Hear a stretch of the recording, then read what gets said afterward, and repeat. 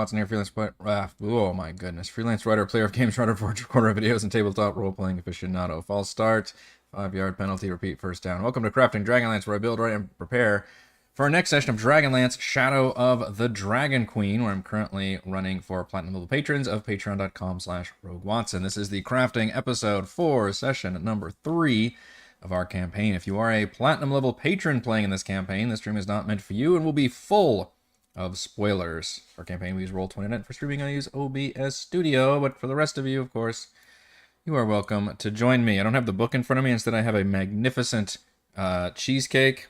Slice of cheesecake, I should say, because my wife made me a homemade cheesecake for Father's Day. It is amazing. You'll be hearing the clinking of my fork and plate. And it's a cheesecake, so like there's a timer on it. It is my solemn duty to consume this cheesecake over the next couple days, and by God, I will attempt to do that while moaning periodically because it's real fucking good. By the way, the trick to eating cheesecake is to put fruit on it, which I like anyway, but that way you feel slightly less guilty. So I've got some strawberries and some blueberries on it, which is good. I would put peaches on it, but I'd have to cut into a whole new peach, and I was like, I don't have time for that right now.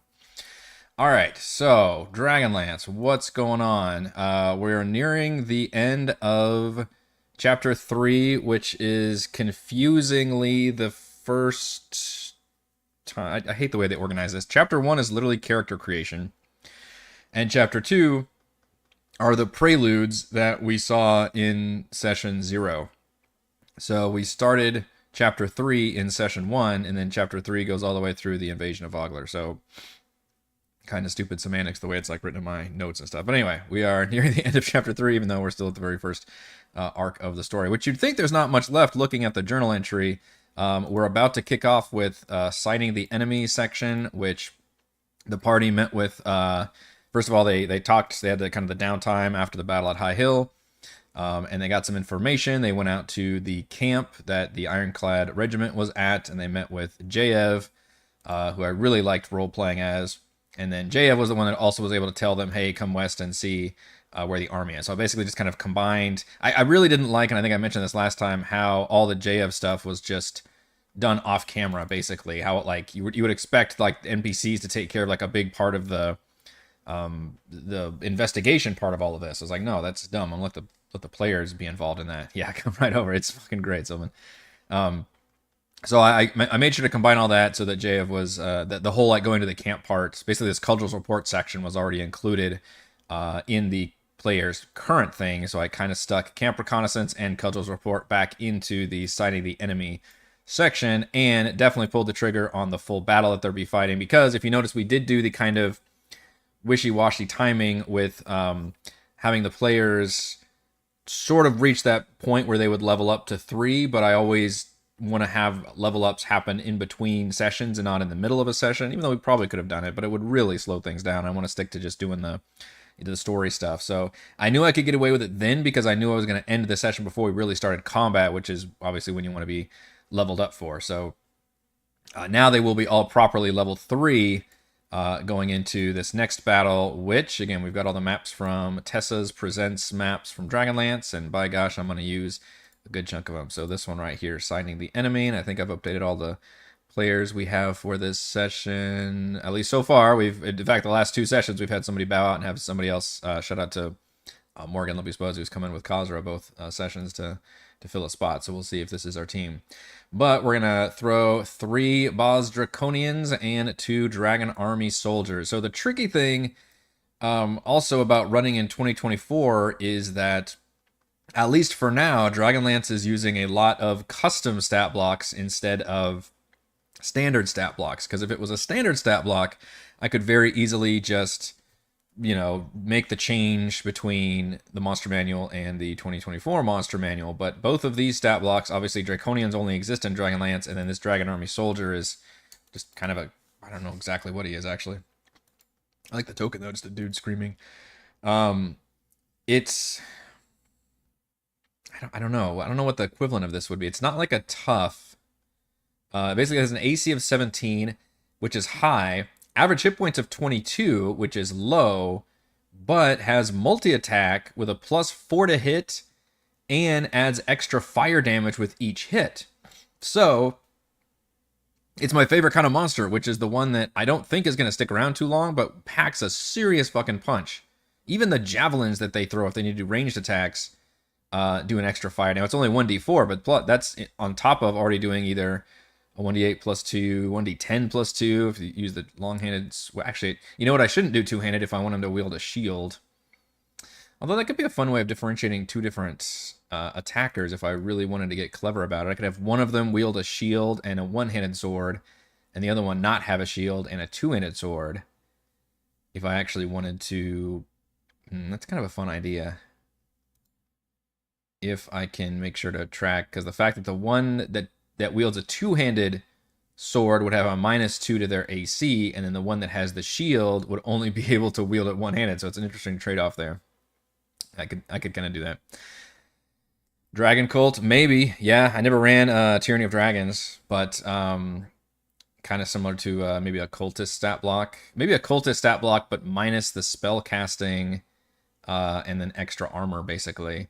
Also, I rolled really good on 1 HP hit points, and then the other one really badly on hit points. So one of them is like way above average, 35. In fact, that's almost like complete max what they could get.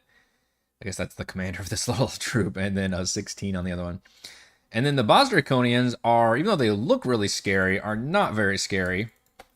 They're more like a standard bandit stat block, except they do get multi-attack. But it's only a +3 to hit, and they only do 1d6 plus 1. So their stats are actually pretty damn low. But, you know, they're designed to be like massive shock troopers. There's just a ton of them, basically. And AC of 14, yeah, hit points of 22, so pretty low. The big thing is all the Draconians do something when they die, which is a big part of the original Dragonlance stories as well. And this is the one I believe they changed, because the original one, I think I talked about this, they petrify and you like lose your weapon, which just seems like a giant pain in the ass that I don't really want to deal with, frankly, because I never worry about, you know, mundane equipment that much. So this one actually is a little bit more powerful in combat because it has a chance to restrain you and then even petrify you. Both of those are temporary, but obviously, as we know, being restrained and petrified during entire combat is real nasty. In fact, being petrified during combat, unless they have some magic way of de-petrifying you, that you're basically out of combat for that entire round. So pretty interesting to have enemies that just have that happen when they go down. It's a good way for the party to suddenly become aware of that, which is great to have in a shock trooper that's not that powerful, and you just like, oh shit, we don't want to have this dude next to us when they actually die. Shouldn't be too hard of a fight, and I decided not to do a surprise round here, I think, because I believe I ended with them. I don't think I rolled anything, but just cinematically, they essentially failed their stealth check against the party as they were coming up on them. So it does let them get pretty close and kind of get the jump on the party, but the party is able to wheel around and see them. So we're just going to basically roll initiative as it is. I don't think we're going to do a surprise thing, even though surprise is only, I forget if it's either advantage on the ambushers or disadvantage on the surprised party. I think it's the latter. So that'll be a fight. Shouldn't be as nasty as the fight as the Betrayal at High Hill one, I think, and doesn't have all the ongoing stuff going on. They are technically have their backs to a cliff. I'll be honest, I'm not planning on shoving anybody over this cliff. In fact, I don't even think it says like how high that cliff is.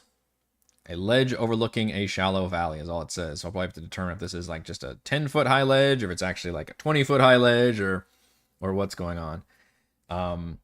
But I don't think I'll plan on necessarily shoving them around. Now, the party may actually want to do that. They might want to grapple somebody and punt them off, in which case I'll be delighted about that. In fact, if the party starts doing that, then I may start doing that. But that's not necessarily my plan. And these guys, I don't think any of them are actually necessarily built for strength. So they may not even think to do that necessarily. Yeah, the Draconians only have a plus. In fact, that'd be fun if they boot the Draconians off, because the Draconians have wings.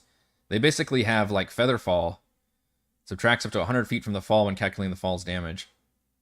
So that'd be pretty funny. The Dragon Army soldiers might be a bit stronger. 15 and an athletics +4. So if they're in a position, they might be able to punch somebody off that cliff. But we will have to figure out how tall that cliff is. And I don't know, I'm thinking maybe like 20 feet. So that's so we're going to open with the combat. Then the party will no doubt want to, and it actually says that if they stick around, yeah, use more Draconians to prevent the characters from drawing close to the camp. Even if the camp is alerted to the character's presence, the Draconians don't follow the characters to Vogler. So basically, you need the party to be able to get out of the situation. But the party shouldn't be allowed to like get anywhere near the camp. This is like a classic kind of, and again, video game. It would be like you see it in the distance, but there's an invisible wall. There's no way to actually get over there, and then you have this battle, and then your only option is to like retreat back or something. So this is the way of doing the invisible wall, is basically to throw more enemies to the party, or basically alert other people. And in fact, I could do that cinematically or dramatically if one of these guys thinks to kind of pull back and maybe like blow a horn or something to alert the camp. And then the party's like, fuck, we gotta get out of here. But the goal is for them to... Oh, and they do have JF with them. I forget. JF... They don't have Darrett or any other guys, but they do have JF. And it is interesting how you can actually turn JF into whatever you want him to be.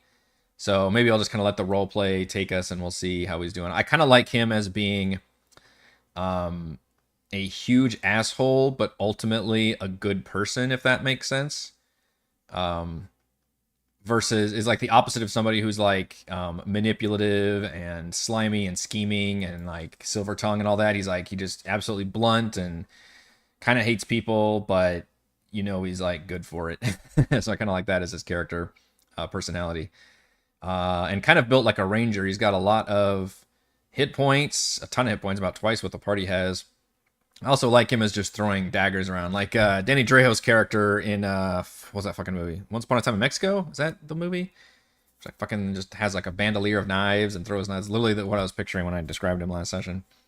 So that'll be his attack. He's just going to hurl his daggers, which also will hopefully protect him from the Draconians, but that will also help the party and probably help endear him to the party as well anytime they've got an NPC helper. So after that is a fateful morning where they will return to Vogler,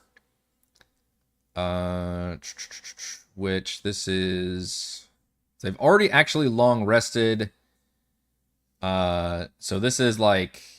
Let's see, so they long rested since the battle at High Hill, and now it's the next day. So by the time they get back to Vogler, it's probably like lunchtime or something.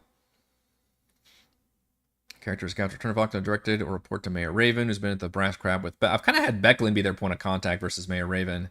I've had Mayor Raven basically take care of the town, while Becklin is like kind of the leader of their adventure squad. Which means it'll be so much more dramatic if Becklin is killed. Although I'm still not sure if I want to do that either. I think I'm going to leave that. I don't want to... I haven't decided yet. The story actually kind of wants you to kill off Becklin, but it wants you to kill her off screen, which seems so fucking stupid. I think it'll be so much cooler if we can come up with a fun way where maybe, you know, Becklin has to do the classic, like, Obi-Wan Kenobi maneuver and be like, no, I'm going to buy you some time and all that. It's good cheesecake.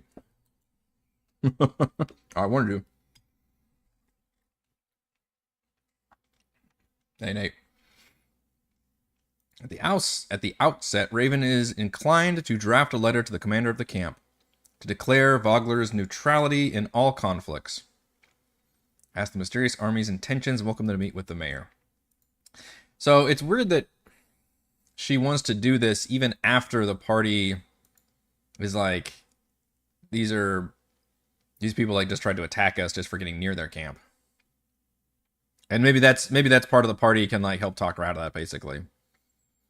She's eager to hear advice from the characters and others about how to address this potential threat. So maybe this time it will be useful to have her, to have Raven be there with Becklin and basically have a big kind of like town meeting of the importance of the uppity ups. And in fact, I've got a great one for Bakaris to show up, because I think he's supposed to show up here too.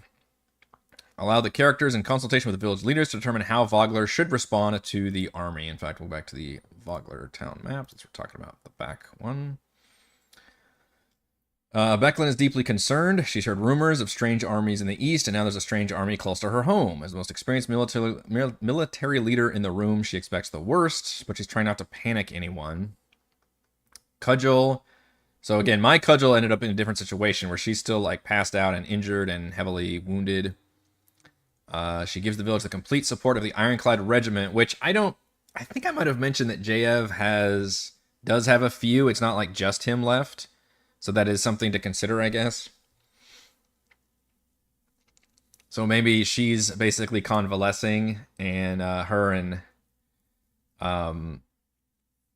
her and JF together can, if anything, what I'd like to do, I guess, is when the party's making their way back to Vogler, JF has said, all right, I'll meet you, I'll get my guys back to Vogler since we don't want to be out in this camp, and the village is probably the safest place for us, and I'll rendezvous back with all of you in a bit, and then they can go back and meet with the party. Whether they trust him or not will be interesting, though. And the mayor will do anything to keep her people safe. She wants more information before acting. To further complicate the situation, Lord Baccharis joins the group in mid-conversation, which I love as him just being this absolute, just pompous asshole noble. Neutral evils, an arrogant man with a lesser title among the Solomnic nobility. Kind of a disgraced noble. Literally, his son got in a fight and killed a guy, even though it was technically an allowed duel or something, and then they kind of fled to this backwater town, and he's been throwing his wealth around. Salty hasn't been involved in what are clearly important discussions. He has no idea what the discussions are about. Baccharis cares nothing for the safety of the village, but he posits ideas that make him look important without requiring any actual effort. I don't want to be too stupidly comedic with him, but I do want him to be a major pain in the ass and a problem.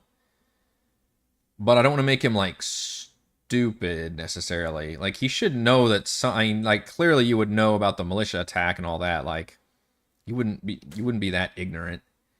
But you would be very selfish about it. You'd be in fact, the idea I had was that he's upset about people coming asking him for aid and supplies and stuff, because he's, again, doesn't want to help out in that way. And he's complaining that others should be putting in their aid, and just because he's got the biggest house and everything doesn't mean he should be, giving up any of his stuff. And then the mayor will be trying to placate him, and it'll just be, maybe just a chance for the party to kind of just get pissed off at him, essentially. And then the other inciting incident that happens is a messenger, a message from the king, a message from the king. A messenger from the army shows up. Who amongst you speaks for this village? The dragon army soldier astride a war horse, doesn't even get a name, is a messenger from the red dragon army. If a character doesn't speak up first, Raven steps forward and takes the messenger's letter. The message reads as follows. People of Vogler, by the orders of I need to figure out how to pronounce him. I think there is a thingamadooch somewhere. Balephon? Do you have a... There it is, pronunciation guide. Boom. Balephian.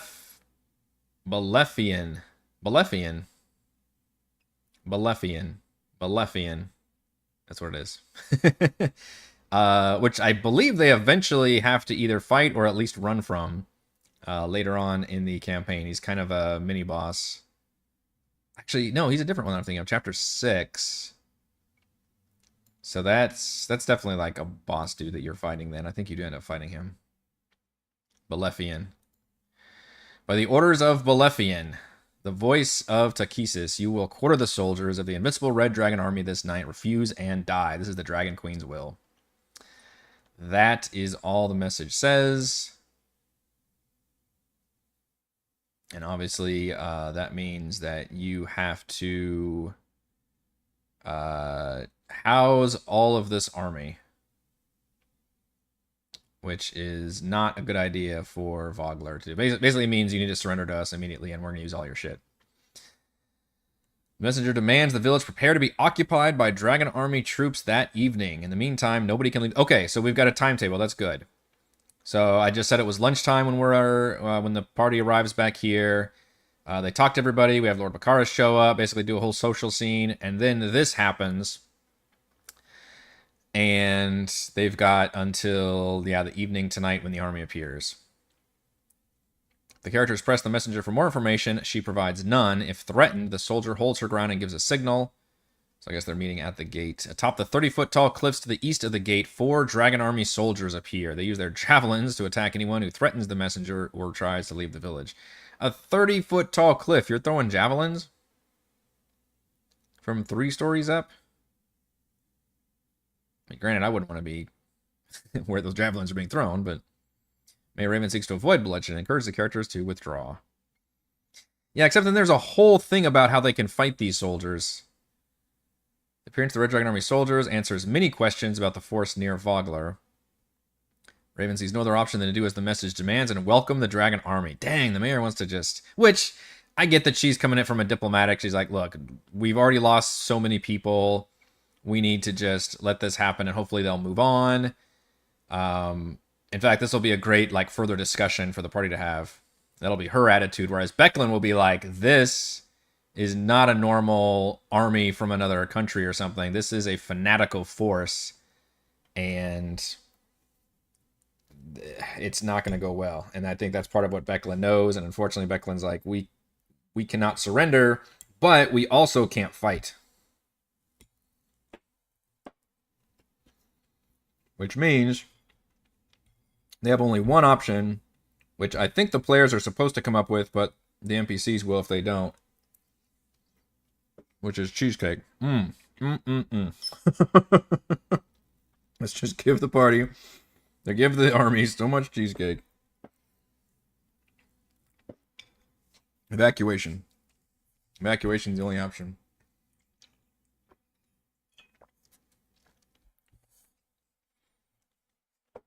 It's weird that there's this whole section about finding these couple soldiers that might not even appear if they just let the messenger leave. I don't know, this whole sequence just kind of bugs me. It just doesn't seem, it just seems silly. Although I do have a map for the river gate. It honestly, it seems like an excuse for the Dragonlance designers. Where's that map? There it is.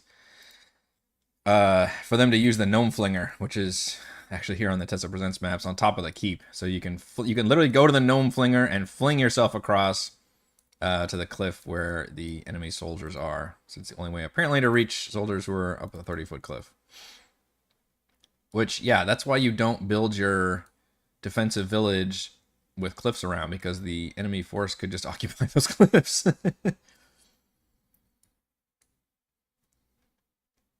Becklin and Cudgel immediately oppose this, having witnessed the horrors of occupying forces. Yeah, so they're like, yeah, Raven sees no other option, but they're like, do not do this. The characters can propose plans to keep the dragon army at bay if they don't support using the Ironclad Regiment to defend the town. Cudgel suggests it, but again, I'm saying there's not very many left. There's maybe like half a dozen. That's not going to do shit against the army. As the mercenaries are camped north of the village, bringing them to Vogler without alerting the dragon army likely requires getting rid of the dragon army soldiers at the gate. Oh, interesting. Okay, so that's why they have to take care of the soldiers, because of the mercenaries that they want back. So roll that 20 meal cheesecake. So if I'm changing it where the mercenaries are not really a viable option, it's basically JF and a couple guys, then maybe I don't even need to run this whole thing. Or I could have like these soldiers, you know, start locking up the gates and stuff, and maybe that's how we could start this combat encounter down here. More soldiers appear up here, but then JF and his mercenaries come up and actually kill these soldiers off instead of having to do the whole gnome flinger thing. Even though, I mean, it's fun, but I don't know. So maybe that's a little more interesting. Also, do we just use soldiers? We don't. It's interesting they don't use any Draconians here. Maybe in a way that they still want to keep the Draconians kind of a secret. So maybe they don't want to necessarily use them right here. They're hoping the village just evacuates on its own before they send them. So that'd be a good excuse to put Jaev on this map along with some generic mercenaries, which I guess would only use the guard stat block, right? Because if they're the same as the ones that fought in the Betrayal at High Hill section, I think they're all just guards. Scroll down. Yeah, hostile mercenary guards. That's all they are. So if that's the case, let's grab JF, which is here. So maybe we can do something with you. And then we'll actually just go back to the map here and grab some more guards. Should be like you. I think that's the guard, right? Because that's the bandit guy. And then we're going map is there. All right, let's take those things off of you. You guys can have whatever hit points you want. All right, so it'd be like this force base. What is happening? Should not be happening. Ah, that's gotta be roll 20 error. That's funny. That's way more than I did. All right, let's try to. Well, I don't know if it's worth refreshing right now. Anyway, Jay having an army of guards will can help them if they decide to fight this fight. They don't have to. The messenger can deliver the message, and then the party can talk about it. And then if nobody thinks to do anything with the gates, then maybe somebody will have to say something, or I don't know. That'd be weird if they completely forget that. Oh yeah, JF said he's gonna make it inside. Maybe they hear like a commotion going on, and then we could draw the party here.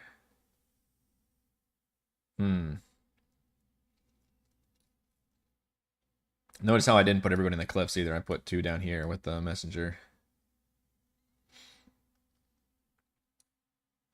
So what were they doing in the cliffs? Or what are they doing here?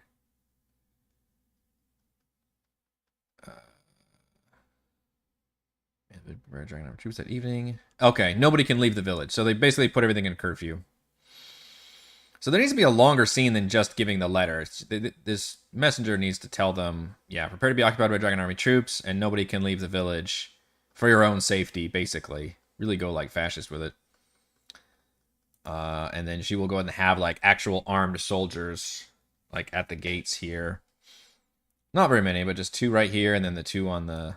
Maybe I'll add more on the cliffs, actually, for JF to deal with. But I think the idea would be if they have a fight, then JF would basically take care of these off camera.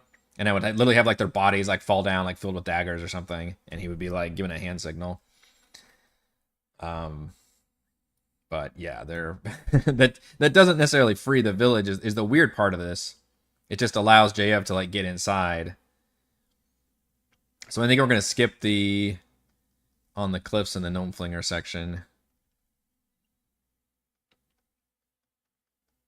The characters wish to sneak up on the Dragon Army soldiers. Okay, yeah, so we're skipping all that. Dealing with the soldiers. If the characters confront the soldiers in the cliffs, messenger attempts to retreat to the camp on a war hearse rather than aiding her allies, which that'll be important. So if they start a fight, then the messenger will retreat. I guess I should change the token out for female tokens. They keep saying it's a woman that's the messenger. She plans to bring them back. Oh, with the Dragon Army soldiers gone, Cuddles eager to ride out and meet her mercenaries. But I'm going to have JF appear at the scene. So I think it's more interesting. It's more fun and dramatic and cool. The characters drive off the Dragon Army soldiers or make other plans within town. May Raven eventually seeks the characters' counsel in determining how best to protect the villagers. During this conversation, Becklin, Cudgel, and Raven take the following positions. Becklin has grown quiet. She wants to speak privately to the characters and Darrett after they conferred with Mayor Raven and Cudgel. See the Becklin's fear section. Cudgel wants to only get her troops and bring them back to Vogler. Even though the outnumbered fight is the only option in her mind. And then the Mayor Raven, the characters attack the Dragon soldiers, is gripping with the fact that she started a war. Otherwise, she's frustrated with the situation, seeks advice how to protect her village by nightfall. Yeah, I can see where Cudgel wants to fight. The mayor wants to actually give in to the demands, and she's like, this is the safest way. And then Becklin's like, Becklin's probably the one, and through the party would be the most, they would most agree with Becklin, I would assume. She's been the most forthright and kind of their surrogate initial quest giver leader, is that we need to evacuate the town. And because Becklin is very intimately familiar with the town, she says, they're all already here, and they already know where our gates are and our entrance, so our only option is to flee south along the river, which they can do because they've got a river crossing with a bunch of pulleys and stuff that they can cross the river to the south to go towards the city of Calamon, which is where the next chapter takes place. If the characters suggest they prepare to evacuate Vogler, the mayor initially dismisses the idea. You have to succeed on a charisma persuasion check to convince her it's in the village's best interest. Becklin agrees and shares the information in the Becklin's fear section. If not deterred, Cudgel and Jay either ride or sneak out of Vogler to rally their mercenaries. I think while I definitely want them to have that concept of like, hey, we can like harass people and stuff, but I mean, given that I've made it so that Jayev's mercenary, I mean, there are just not that many people because I think the battle itself only had a couple dozen, so I can't imagine it'd be too many. But for Jayev's forces, like maybe a dozen at the most that he would have. That's not gonna do shit against this army, so that seems kind of suicidal. Becklin's fear. If the characters don't suggest preparing Vogler for evacuation, Beckler pulls them and Darrett aside for a private conversation. Becklin has heard about war and unstoppable armies in the East. She lived in Vogler for decades and knows its people aren't soldiers. She suggests readying the village to evacuate, and evacuees can follow the river to safety in Kalaman. Yep, so all the things that we just talked about. Becklin asks the characters to help convince Mayor Raven of this idea. If the characters already suggest this idea to the mayor, Becklin supports them, adding the points here to the argument. Again, I think it would be more exciting if Becklin suggests it during the meeting with all the multiple NPCs instead of having to go back and forth between multiple NPCs in like separate social situations. Character who succeeds on a DC 12 history check, or who asks a resident of Vogler about the city of Kalaman, or any information from the Knowledge of Kalaman section. Okay, that's something you can ask about, I guess. If the city is defensible, if we can reach it, yada yada, which I believe you can. I mean, it's a river. It would be a hell of a sight to see the entire town evacuating. And the other question is, do they actually have enough boats? The idea being they're constantly, I think the boats are kind of constantly going, almost like a ferry. I mean, it is a ferry system, I think. Actually, if we go back to the Vogler Gazette, or Gazetteer. Yeah, it's the Vogler's Crossing section.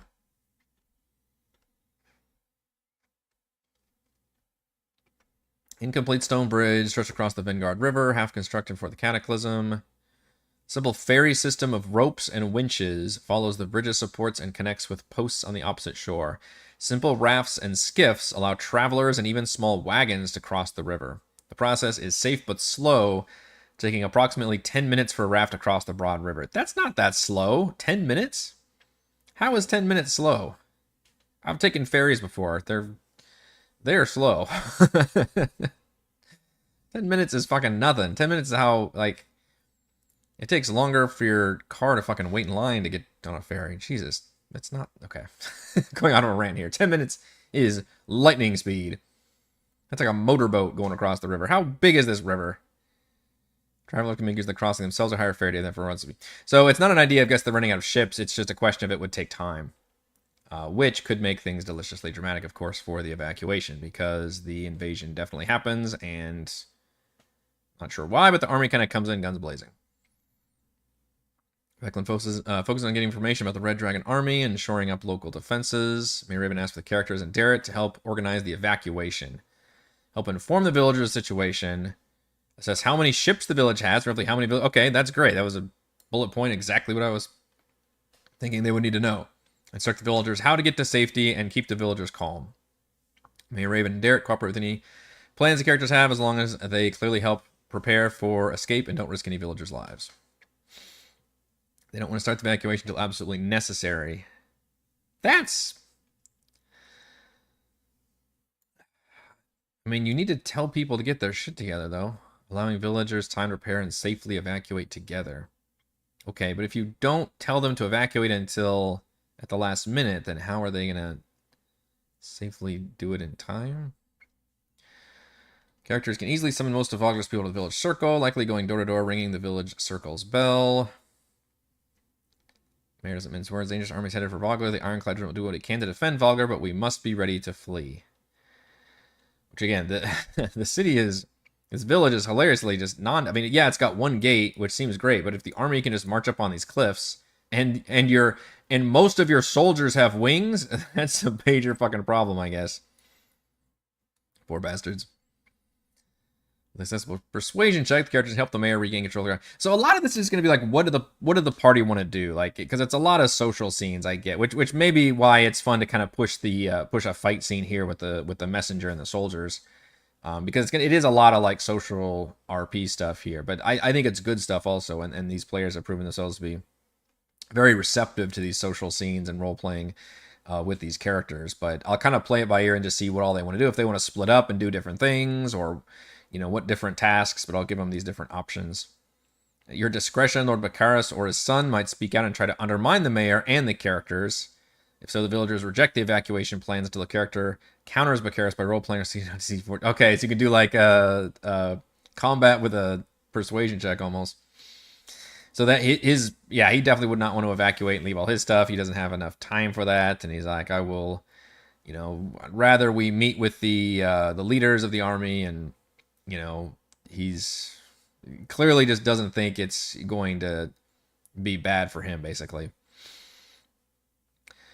Or maybe he'll be the opposite and be like, oh shit, well the nobles are gonna get sacked first. Like, I need to get on the first boat out of here. I'll have to determine what his thoughts would be for that. Character spends an hour inspecting the ship in Vogler's Wharf, estimates the vessels there can only transport 200 of the village's 400 residents. At a time, I guess. So the characters concoct ways to solve this problem. If they don't initially have ideas, characters make skill checks to identify solutions. Like the following. A character proficient with water vehicles makes these checks with advantage. A boat made of boats is one of them. Formulates a plan to use rope and rings of small boats to corral floating masses. I do like, throwing problems at the party and basically just seeing if they can, what they can come up with to basically solve these problems. Which I appreciate that. Like, one of the problems is like, you have to convince people, like, not everybody wants to leave. And one problem is like, oh, there's not enough ships, so you have to come up with a way to use more ships or come up with a better timeline, I guess. Ask Vogler's fishers for help and succeed on a charisma check. Convince the villagers to lend their personal vessels to the evacuation. And then repurposed ferry. Investigation check knows the ferry crossing Midgard is a series of rafts and small boats on a pulley system. Okay. So I guess we need everybody to be on a boat at once, ideally. It takes 10 minutes to cross 50 feet with being stuck in traffic. Yeah, I guess so. The party takes out the watch guards who could make it so only the vanguard arrive to attack versus the whole army. Maybe, but the Invasion of Vogler section is a pretty big attack sequence that's meant to be this really exciting, which I really like, but it's like this huge army just blowing in, and the party just has to GTFO basically while running around and fixing a lot of problems and getting people to safety. This plan leaves the village and its escape operation undefended, except for the handful of remaining militia members and a few tough fishers. Becklin and Cudgel ask the characters and Darrett to remain in the village with the mayor. They want to ensure that if any enemies get past the Ironclad Regiment, the villagers have protection. Which I think the party would... Again, this is a very noble, like, good-hearted party. I think they would definitely be part of that, but certainly Becklin would ask them as well. J.F. and Cudgel would help defend the village, even though they are mercenaries, but you can tell this is just bigger than everybody at this point. Realizes Becklin is keeping something back. She won't say anything in front of the others, but approach in private. She thanks the characters, asks them to do her a favor. Large wooden box under her bed in Thornwall Keep. She doesn't tell them what it holds, but asks the characters to fetch the box, give it to Darrett once he safely escapes town. Character can easily retrieve the box from Becklin's quarters at any point before the invasion encounter section. It weighs about 70 pounds, and it holds a suit of Solamnic plate armor. That's pretty cool. Hopefully, Elias will be involved in that, which I believe he is going to be in this week's session. So hopefully we can get to that part, because it'd be nice if he could be the one to give it to. But it is interesting that Becklin's like, you need to be the one, because I'm not going to be able to give this to him right now for a ceremony. We need to just make sure this armor makes it. Characters follow Becklin, so they won't give the box to Darrett until after the evacuation. If they do so before leaving town, see the Darrett's armor section in Chapter 4. The enemy sighted. After Cudgel has returned and the characters have organized Vogler's evacuation, a local farmer arrives in the village circle. The farmer reports seeing hundreds of soldiers on the road heading toward Vogler. So basically, that takes the rest of the day. This event here with the gate and then JF approaching, and then them basically talking about how to do the getting to the point where it's like, all right, we need to settle on doing the evacuation. And then, talking to people and organizing the evacuation and doing all that basically takes up until sunset arrives. And then we run the Invasion of Vogler section. So ideally, I'd like to get through all of that in one session. So I'd like to do the sighting the enemy battle. and the return to Vogler, where we discussed the fact that we found a huge fucking army.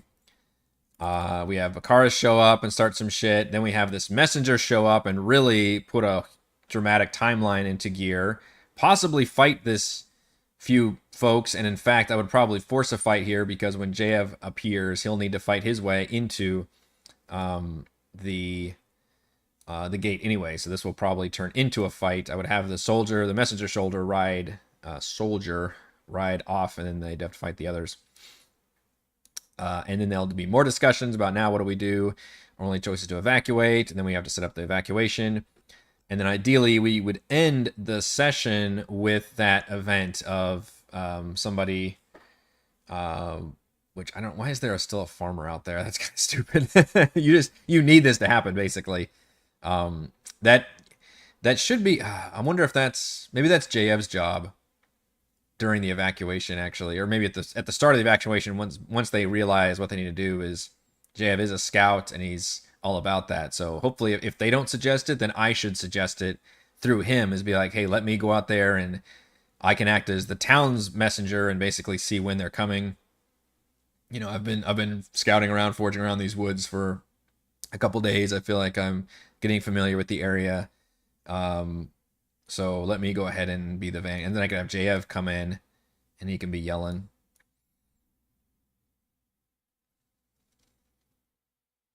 Warriors of Crow. Oh, that's the board game thing. Organized defensive Vogler and the character's desperate attempts to get the village to safety. So I think we just look at the invasion of Vogler section. Becklin shares a formal goodbye with Darrett and the party, really. But yeah, Darrett, she would definitely know.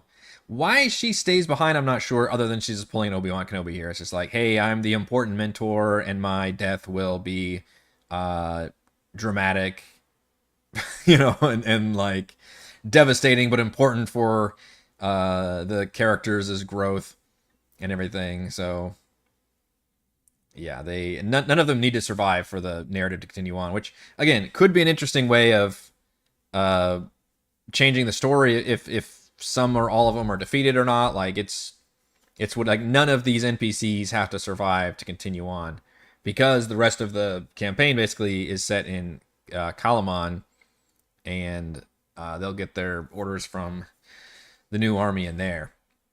So I don't think they need Becklin anymore. Darrett is supposed to survive through at least the next chapter, but I don't think the other two matter. Characters in earshot, read the following. Mercenary of the Ironclad Regiment ride towards the village circle. Okay, so that would be the equivalent of JF riding in. The message is cut short as a squat hooded figure launches from nearby cliff tops and slams the rider's back, sending horse and rider tumbling. Ooh, that's interesting. The horse's rider's dead and she's locked in battle with her attacker, a Boz Draconian. Okay, so I could change her to JF. See, again, this is just easy DM 101 shit, man. Like reuse your NPCs. Like, you get so little opportunity to reuse them anyway. Like, use them as much as possible. Your players like fun NPCs. And if they don't, they'll let them die. The character saved the rider. She announces the attack is imminent. The dragon army is split into two prongs. One went to engage the mercenaries, while the second is headed to the village. So I guess we could have JF go out with the mercenaries and cudgel. But then they would have to be would both be stuck out there. Or is it's written, I guess, that Becklin and Cudgel, yeah, Becklin and Cudgel are out there with the Ironclad Regiment. Okay. And then it's that a scout from the Ironclad Regiment is coming back, and then she's the one they have to try to save. So what happens to Cudgel then? It's up to the character to decide how to handle the incoming invasion, unless the character's made other plans. They're at the wharf with most of the villagers, and then you order the evacuation to begin. Okay, so I guess you've already told everybody about it, but you're just waiting until the last second for some reason. Again, I don't know why you wouldn't start evacuating immediately, but I think I think we could do that. I think it would make the most sense to just start evacuating once they realize that's the thing to do. But because there's so many people and it does take time, it's not gonna take fucking 10 minutes. That'll be part of the drama. Maybe like half the people have gone and then the invasion begins. Vogler is swiftly overwhelmed by Dragon Army Draconians. Roll on or choose encounters from the Vogler Invasion Encounters table. I always love an encounters table. Set these encounters anywhere in the village you wish. After the second encounter, the characters hear a loud clanking sound from the north. This is the Boiler Drac they've encountered in the Escape from Vogler section. Before the characters can investigate the noise, the third encounter distracts them. Once you've run at least 3 of these encounters, then proceed with the Escape from Vogler section. So the way this goes down is you basically do various encounters through the town, and then the boss fight is against a gnomish siege engine, which I believe can, like, spew fire. It looks amazing. Come on now. That's awesome. It's like a howitzer, but a dragon or something. It's got 100 hit points. Wagon-sized device. Must be lit and aimed. It takes 1 action to light the weapon, 1 action to aim it, 1 action to fire it. So a ballista. When you use your action to fire it, roll a d20. If you roll a 2 or higher, use the flames action. If you roll a 1, use the explosion action. It does 5d10 fire damage with a DC 15 dex save and 60-foot cone. So literally like an adult fire dragon's breath, maybe? Maybe a young at 5d10. Or it explodes, dealing all of its damage around it. That's awesome. They use their battle 3 Draconians to action lane mode. The Warframe's office structure to the north of the map. The building rapidly catches fire. Again, why? If you need to house your army, why are we burning? That's the only part I don't understand. Like, why are we suddenly destroying the village when you wanted to come in and occupy it? It's like you're getting mixed messages here, right? Like, it's not like the villagers did any. This is the only weird part of the story. It's not like the villagers did anything to, like, bring this on. If anything, the army comes in. They send a message that just says, I mean, what was the message? It was, you need to prepare for us to, like, house us, quarter us. You will quarter the soldiers of the invincible Red Dragon army this night, right? Well, I guess if the party's there and they fight back the soldiers, and then this one escapes to go tell them, then I guess the army would be like, all right, fuck it, these guys are armed, and we need to come in and just fuck them up some more. The weird thing is, if the party actually manages to, like, destroy all these soldiers, and then the army, like, why does the army come in so hard? Is the only weird part, I guess, for me. When it's not like this is an enemy village. In other words, like, yeah, they're an evil force who's looking to occupy, but, like, if you are legitimately wanting to come in and use these homes and use their food, then wouldn't it be easier to just march your soldiers in? You know, you've already you've taken out most of their militia. I don't think rolling a siege engine in here and starting to burn places is the smartest thing to do. So that part's weird. I like it. I like it from a, like, action standpoint. Don't get me wrong. I think it's cool as shit to roll up with a fucking dragon cannon siege engine thing. But I'm not sure why. Characters who succeed on a wisdom perception check or come within 5 feet recognize it isn't a dragon, but a mechanical device. You have to get within 5 feet to see that? The thing's got fucking wheels. Come on, man. I don't know if you have to go there 5 feet to be like, oh, no, bro, this ain't no dragon. That thing is a tank. That's hilarious. So after you defeat... Wait, so you're actually supposed to fight this thing, too. Just to fight the 4 Baz Draconians and the Boiler Drac. And then you fight Viewmaster Gokog? Damn. We're all still level 3 on the same day, by the way, as that other fight. And this is after 3 encounters, the parties. This could be really tricky. Oh no, the abandoned cat is one of the encounters. Okay, only 3 or 4 of them are actually attacks. The other ones are... Ooh, a Campac Draconian. Collides overhead. That's cool. Those are like the assassin-y ones, right? What do they do when they die? It's the acid one. Dissolves in an acid that splashes on those around it. Yeah, it's got +7 to stealth. Daggers. And can poison and paralyze people with his daggers. Nice. Extra poison damage. It's the mid-level rogue Draconian. Intent on setting buildings ablaze and murdering escaping villagers. Why? I mean, I guess, I don't know. It just doesn't mesh with the message that they got. If the message was, people of Vogler, we're taking your shit. If you're here by nightfall, we will roll over you like our Dragon Queen commanded, or something to that effect. Like, it was a straight up threat. Then this makes sense that, like, oh shit, they're coming and they're gonna come destroy this town. But the message was just like, hey, you need to house us. You know, presumably just means they're gonna occupy. So it doesn't really, to me, that doesn't make sense that they would be going so hard and wanting to just straight up conquer this place with all their Draconians running wild.